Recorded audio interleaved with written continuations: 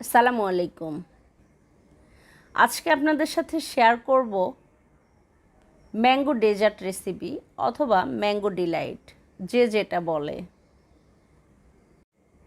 আর এই mango dessert কম বেশি সবারই খুবই পছন্দের, বিশেষ করে যাদের বাচ্চা আম খেতে অপছন্দ করে তারা যদি এভাবে ক্রিমের সঙ্গে আম মিশিয়ে খাওয়াতে পারেন তাহলে তো কোনো আর কথাই নাই।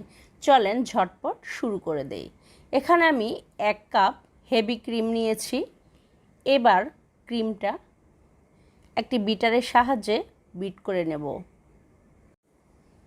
বিটারের স্পিড 2-এ দিয়ে আমি ক্রিমটা বিট করে নিয়েছি। প্রায় হয়ে গেছে। এবার এখানে অ্যাড করব কনডেন্স মিল্ক। আমি এখানে 1/2 কাপ কনডেন্স মিল্ক দিয়ে দিচ্ছি। তবে এটার টেস্টটা আপনাদের পছন্দ অনুযায়ী দিতে পারেন, যে যেমন মিষ্টি খেতে পছন্দ করেন। এবার আবারও কনডেন্স মিল্ক দিয়ে খুব ভালো করে বিট করে নেব। হয়ে গেছে। এবার দিয়ে দিচ্ছি পাকা একটি আম, পাতলা স্লাইস করে কেটে দিয়ে দিলাম। তবে আমটা কিন্তু অবশ্যই মিষ্টি হতে হবে, তা না হলে টক হলে এটা খেতে ভালো লাগবে না। সবগুলো একত্রে করে আবারও একটু মিক্স করে নেব।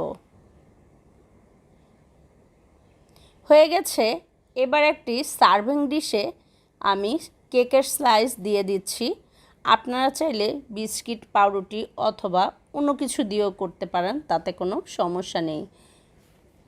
আর কেকের উপরে একটু দুধ ব্রাশ করে নিচ্ছি। আপনারা চাইলে ক্যারামেলও ইউজ করতে পারেন এখানে। এবারে ক্রিম দিয়ে দিচ্ছি উপরে, কেকের উপরে খুব ভালো করে ক্রিম একটি স্প্যাচুলার সাহায্যে দিয়ে দিচ্ছি। ফাঁকা রাখা যাবে না, চারদিক খুব ভালো করে ঘুরিয়ে ঘুরিয়ে এভাবে দিয়ে দিব। আবারও উপরে একটি কেকের লেয়ার দিয়ে দিচ্ছি। এই কেক আমি বাসায় তৈরি করেছি, আপনারা চাইলে বাসায় তৈরি করতে পারেন, আবার কেনা কেক দিয়েও করতে পারেন। আবারও একটু দুধ ব্রাশ করে নিলাম, উপরে আবারও ক্রিম দিয়ে দিচ্ছি। আমি এখানে একটি 1M নজেল দিয়ে সামান্য একটু ডেকোরেশন করেছি, আপনারা চাইলে নাও করতে পারেন। এখানে পাকা একটি আমের রস বের করে নিয়েছি, উপর থেকে সামান্য একটু করে দিয়ে দিচ্ছি। অসম্ভব মজার একটি ডেজার্ট। এটা তৈরি করার কিছুক্ষণ পরেই দেখবেন যে ফুরিয়ে গেছে। আর যাদের বাসায় ছোট বাচ্চা আছে তাহলে তো আর কোনো কথাই নেই। এটা তৈরি করার পরে 2-3 ঘন্টা ফ্রিজে রেখে দিলেই ক্রিমটা সুন্দরভাবে সেট হয়ে যাবে, তখন এটা খেতে আরও ভালো লাগবে। আমি ফ্রিজ থেকে বের করে নিয়েছি, এবার একটু কেটে দেখাচ্ছি। আশা করছি আজকের এই ম্যাঙ্গো ডেজার্ট আপনাদের কাছে ভালো লেগেছে।